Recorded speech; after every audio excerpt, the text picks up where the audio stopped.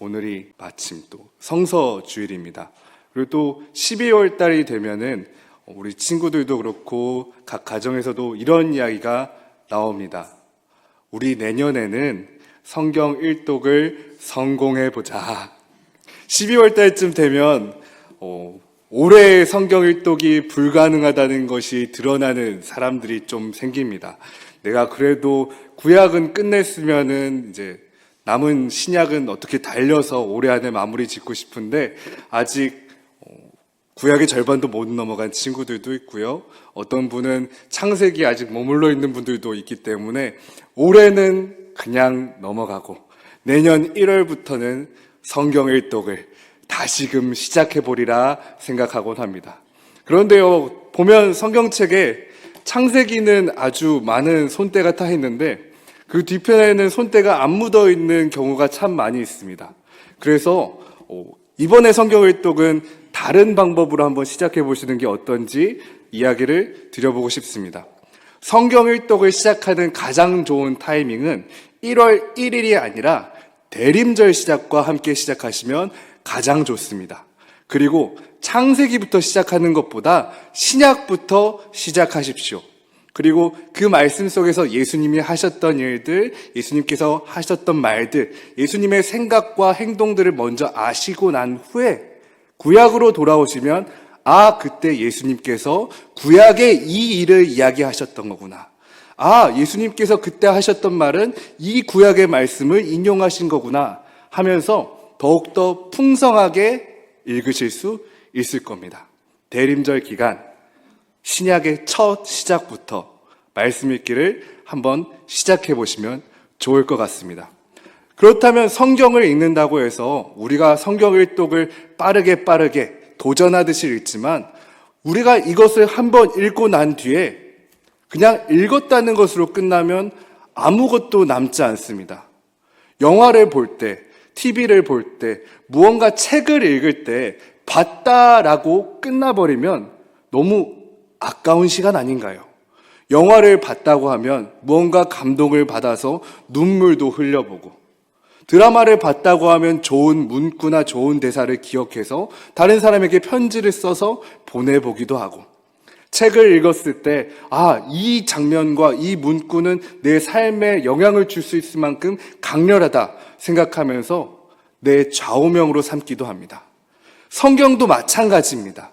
읽었다는 것으로 끝나는 것이 아니라 이 말씀 속에서 눈물을 흘리는 구간, 누군가에게 보내버리는 구간, 그리고 또 내 삶의 좌우명이 되는 구간이 생기기를 축복합니다.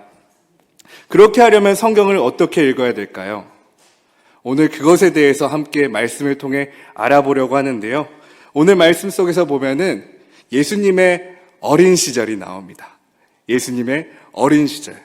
어떻게 생각해 보면은 예수님의 어린 시절은 마리아와 요셉의 자녀로서 목수의 가정에서 아버지를 도우면서 살았겠지라고 지나갈 수 있는데 사실 이 장면이 흔치 않은 장면이에요. 누가복음에만 예수님의 어렸을 때의 모습이 담겨져 있거든요.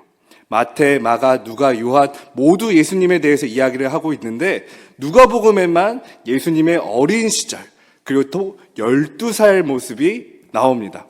어떻게 누가복음을 기록한 저자는 예수님의 어린 시절을 특별히 기록했을까요? 왜냐하면 누가복음을 기록할 때 저자는 예수님의 모습을 그릴 때 하나님의 아들, 왕으로 오신 메시아, 그리스도 여러 가지 예수님이 있지만 누가복음이 가장 전하고 싶었던 건 사람으로 오신 예수님, 우리의 본이 되신 예수님, 우리의 선생님이신 예수님, 그것을 표현하고 싶었습니다.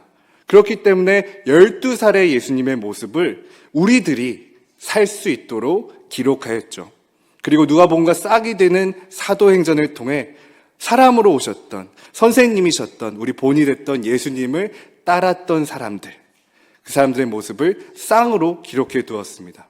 그러면 우리가 오늘 12살의 예수님을 보면 우리가 예수님께서 하셨던 일들을 어떤 것을 배워야 되고 어떤 것을 따라야 되는지, 그리고 또 특별히 오늘 예수님께서는 성경 말씀을 어떻게 읽으셨는지 알 수가 있습니다. 우리 성경 말씀을 한번 펼쳐볼까요? 오늘 누가복음 2장 41절부터 52절까지 말씀은 우리가 잘 아는 이야기입니다. 우리가 읽었던 본문 말씀이고요. 그런데 한 번 더 읽어보겠습니다. 그의 부모가 해마다 6월절이 되면 예루살렘으로 가더니 예수께서 12살 되었을 때 그들이 이 절기의 관례를 따라 올라갔다가 그 날들을 마치고 돌아갈 때 아이 예수는 예루살렘에 머무셨더라. 해마다 6월절이 되면 예루살렘으로 가셨다고 합니다. 요셉과 마리아가 예수님을 데리고 6월절을 예루살렘에서 보냈습니다.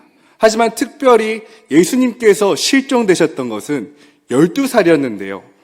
11살 때도 갔었고 10살 때도 갔었고 9살 때도 갔었는데 그때는 실종이 되지 않으셨었는데 특별히 12살 때 예루살렘에서 요셉과 마리아는 예수님을 잃어버렸어요. 무슨 이유가 있을까? 12살에 무슨 특별한 의미가 있을까? 생각했을 때 찾아봤습니다. 그랬더니 유대교에서는 성경을 읽는 나이가 어렸을 때부터 성경을 읽는데 특별히 12살이 되면 율법을 단순히 읽는 것이 아니라 율법을 지키는 사람으로서의 성인식을 준비하는 단계로서 시작된다고 합니다. 그러니 성경 말씀을 그냥 단순히 배우고 암기하는 것이 아니라 12살이 되던 때부터는 율법을 지키는 사람으로서 나아가기 시작되는 겁니다. 그렇기 때문에 예수님께서는 12살 때 이 율법을 지키기 위해서 특별한 일이 있었고요. 오늘 이 말씀 속에 기록되어 있습니다. 다음 부분입니다. 그 부모는 이를 알지 못하고 동행 중에 있는 줄로 생각하고. 왜냐하면 예수님과 예루살렘에 가는 길이 그 처음 길이 아니었거든요. 만약에 처음으로 가는 길이었으면 혹시나 예수님을 잃어버릴까 봐 손 꼭 잡고 갔을 겁니다.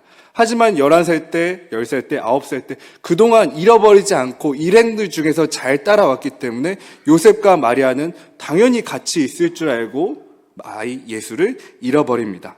그런데 하룻길을 간 후 하루 정도 예루살렘을 떠나 가다가 친족과 아는 자 중에서 찾되 만나지 못하매 찾으면서 예루살렘으로 돌아갔습니다. 그리고 사흘 후에 성전에서 만났습니다. 우리가 성경책을 볼 때 그냥 읽고 지나가면 놓칠 수 있는 부분이긴 하지만 여기 재밌는 사실이 있습니다. 요셉과 마리아가 예수님을 잃어버리고 하룻길을 갔는데 찾으면서 다시 예루살렘으로 올 때는 사흘이 걸렸습니다. 그렇다면은 그냥 갈 때는 짧은 시간이었지만 예수님을 찾으면서 돌아올 때는 많은 곳을 헤맸다는, 바위 밑도 보고 나무 밑도 보고 친구를 따라갔나 어른을 따라갔나 어디 구덩이에 빠지지 않았나 곳곳을 뒤지면서 돌아왔다는 겁니다. 성경 말씀은 단순히 있었던 일을 기록하는 것이 아니라 사람에게 있었던 일입니다. 우리가 그 모든 사람들의 사건 속에는 마음이 있었을 거고요, 감정이 있었을 거고요, 생각과 고민이 있었을 겁니다. 성경 말씀에는 짧게 기록되어 있지만 요셉과 마리아는 얼마나 애탔을까요? 돌 밑에도 없어, 나무 밑에도 없어, 친척 누가 봤대? 못 봤대. 어디 갔지? 다친 건 아니야? 짐승에게 물려간 거 아니야? 아이 예수가 어디 갔을까? 이 조마조마한 것이 그 안에 담겨져 있습니다. 사흘 길 동안요. 그런데 예수님을 만났는데요. 어디에 있으셨는지 아십니까? 예루살렘에 있었습니다. 그리고 특별히 그가 선생들 중에 앉으사, 선생들이라 함은 그 예루살렘 성전에 말씀을 가르치는 사람들일 겁니다. 그 사람들은 기본적으로 말씀을 암송하고 있고요, 그것에 대해서 해석하고 사람들이 어떻게 지켜야 되는지에 대해서 분별해서 이야기를 해줬습니다. 그리고 사람들이 자신이 했던 잘못들을 이야기했을 때 그것을 듣고 그것은 부정한 일이니 율법에서는 며칠 동안 외출을 금하고 며칠 동안 사람 만나는 것을 금하고 어떤 제사를 드려야 되고 이런 것을 설명해 줄 수 있는 선생님들이었습니다. 그러니까 정말로 성경들의 박사님들이었는데요. 그런데 예수님께서 그들 중에 앉으셔서 대화를 하고 계셨습니다. 처음부터 예수님께서 그 사람들 중에 한가운데 자신의 자리를 차지하고 앉으셨을까요? 아니요. 아마도 첫날엔 예수님은 그저 그 선생들이 이야기하던 중에 구석에 앉아 계셨을 겁니다. 그리고 처음에는 발언의 기회도 없었을 거예요. 그저 선생님들이 이런 이야기 저런 이야기를 하는 것을 들을 수밖에 없었을 겁니다. 하지만 어떨 때 그들이 말문이 막혔을 때 예수님에게 말을 할 수 있는 기회가 주어졌을지도 모릅니다. 그렇게 예수님의 이야기를 하는 시간이 조금씩 길어졌을 거고, 선생님들은 예수님의 남다른 지혜와 놀라운 성경 해석을 보면서 예수님을 단순히 구석진 자리, 낮은 자리가 아니라 조금 더 가운데 자리로 이끌었을 겁니다. 그리고 사람들이 얘기했을 때 예수님의 이야기에 좀 더 집중하고 예수님이 하는 성경 이야기에 대해서 많은 깨우침, 많은 배움을 얻게 되었을 겁니다. 우리가 말씀을 읽을 때 예수님께서 도대체 어떻게 읽으셨을까요? 성경에 대해서 외우고 있고 성경에 대해서 다 이해하고 있고 삶에 적용을 할 수 있고 다른 사람에게 성경에 대해서 해석과 적용까지 가르쳐 줄 수 있는 선생님들인데도 불구하고 지금 12살 예수님에 대해서 성경에 대해서 질문하고 배움을 듣고 존중하고 있는 모습입니다. 예수님께서는 어떻게 특별하게 성경을 읽으셨을까요? 다음 부분에 힌트가 있는데요. 요셉과 마리아가 예수님을 드디어 찾았습니다. 아이야, 어찌하여 우리에게 이렇게 하였느냐? 보라, 내 아버지와 내가 근심하여 너를 찾았노라. 여기서 예수님께서 이렇게 대답하십니다. 어찌하여 나를 찾으셨나이까? 내가 내 아버지 집에 있어야 될 줄을 알지 못하셨나이까? 예수님께서는 성전을 그냥 거룩한 건물, 제사 드리는 곳, 예루살렘이 아니라 내 아버지 집이라고 말씀하셨습니다. 그리고 그렇게 생각하셨고 그렇게 사셨습니다. 마찬가지로 말씀을 대할 때도 예수님께서는 이 말씀을 내 아버지의 이야기로 읽으셨습니다. 당시의 성경은 신약과 다른 서신서들이 있는 것이 아니라 구약만 있었기 때문에 그곳에서 하나님의 말씀에 대해서 느낄 때 사람들은 많은 어려움들이 있었습니다. 왜냐하면 그곳에는 있었던 일들과 사람들의 있었던 일들, 그리고 어떤 왕국에 대한 이야기들이 많이 있었기 때문이죠. 그래서 선생들은 그 성경을 읽을 때 이렇게 하면 상을 받고 이렇게 하면 벌을 받는다. 이렇게 하면 상을 잃어버리고 이렇게 하면 벌을 용서받는다. 계속 끊임없이 상과 벌로 율법으로 성경을 읽었습니다. 하지만 예수님께서는 그 상과 벌이 기록되어 있는 율법책 속에서 그것을 주시는 하나님의 이야기를 들었습니다. 왜 하나님께서 상을 주시는가? 왜 하나님께서 벌을 주시는가? 예수님께서는 읽으셨을 때 그 상의 의미를, 그 벌의 의미를 끊임없이 설명해 주셨을 겁니다. 우리가 읽는 이 성경은요, 단순히 예전에 있었던 일, 그리고 앞으로 있을 일을 기록된 것이 아닙니다. 그렇다고 우리 삶이 성공하는 법, 실패하지 않는 법을 기록된 것도 아닙니다. 물론 그런 내용도 있겠지만 더 중요한 것은 이 성경은 하나님께서 우리에게 하시고 싶은 말씀이 있다는 증거입니다. 그렇다면 이 말씀이 하나님께서 우리에게 하고 싶은 말이 있다는 것의 증거인데, 그렇다면 우리가 이 말씀은 들어야 한다는 겁니다. 우리는 그냥 이 말씀을 갖고 있고 이 말씀으로 예배드리는 사람으로서가 아니라 하나님께서 말씀하실 때 듣는 사람이 되어야 될 우리에게 책임이 있습니다. 의무가 있습니다. 단순히 말씀은 내 선택으로 읽는 것이 아니라 하나님께서는 우리가 이 말씀을 읽도록 부르셨습니다. 그리고 또 말씀하십니다. 내가 이 말씀을 통해서 너에게 하고 싶은 이야기가 있단다. 같은 말도 다르게 들립니다. 10계명의 말씀을 읽었을 때도 어떤 사람은 1번, 2번, 3번, 4번, 5번, 6번, 7번, 8번, 9번, 10번. 율법이 이렇게 되는구나. 1번은 우상숭배에 관한 내용이고 2번은 3번은 하면서 1번이 5번보다 앞에 있으니까 더 소중하고 3번과 7번은 연관되고 이렇게 율법 자체를 생각하지만 예수님께서 읽으셨던 것처럼 아버지께서 나에게 왜 이런 말씀을 하셨을까라는 식으로 성경을 읽다 보면 다른 메시지가 들립니다. 하나님께서 십계명을 주셨던 이유는 너가 이렇게 하지만 않는다면 난 영원히 너의 하나님이 될 거란다. 십계명 속에 보면요, 무엇을 해야 너의 하나님이 된다. 천하의 모든 왕국을 정벌해라. 가장 높은 신상을 세워라. 모든 사람을 설득하고 협박하고 내 앞으로 이끌어라. 이게 아니라 이것을 하지 말라. 이것을 하지 말라. 이것을 하지 말라. 이것만 하지 않는다면 난 널 계속 사랑할 거야. 계속 너의 하나님이 되어줄 거야. 이야기하고 있습니다. 우리가 말씀을 읽을 때 항상 하나님의 말씀을 들을 수 있었으면 좋겠습니다. 예수님께서는 그렇게 많은 선생님들에게 하나님의 말씀을 전했습니다.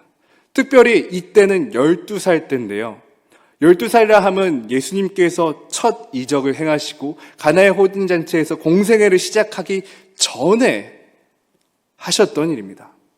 그렇다 함은 특별히 메시아로서의 사역이 아니라 이 말씀을 읽고 말씀을 나누던 사역은 사람의 본이 되는 사역이라는 얘기입니다. 예수님께 같은 특별한 분만 할 수 있는 그런 사역이 아니라 하나님의 말씀을 듣고 서로 대화하고 나누면서 그 깊이를 더해가는 것이 모두가 해야 되는 일이라는 겁니다. 하물며 12살의 어린아이조차도 성경에 대해 척척 박사인 사람들도 같이 앉아 대화하고 배우고 묻고 나누는 것, 예수님께서 보여주는 교회의 역할이고 하나님께서 기뻐하시는 아버지의 집의 모습입니다. 우리가 성경 말씀을 좀 더 그렇게 대할 수 있었으면 좋겠습니다.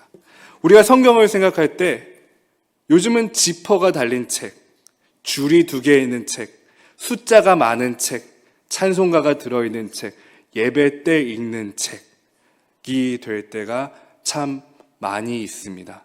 하지만 이 성경은 예배용이 아니라 하나님의 말씀을 듣는 용입니다. 그리고 사람과 사람 사이에서 하나님에 대한 이야기를 할 수 있는 용도로 이 성경이 있습니다. 우리가 그 용도에 맞게 하나님을 담은 성경 읽기, 또 하나님을 담은 대화할 수 있는 우리 준비가 될 수 있도록 성경을 읽을 수 있었으면 좋겠습니다. 그리고요, 특별히 한 가지 사역에 또 동참해 주셨으면 좋겠는데요. 12살의 예수님은 성경을 가지고 있지 않았습니다.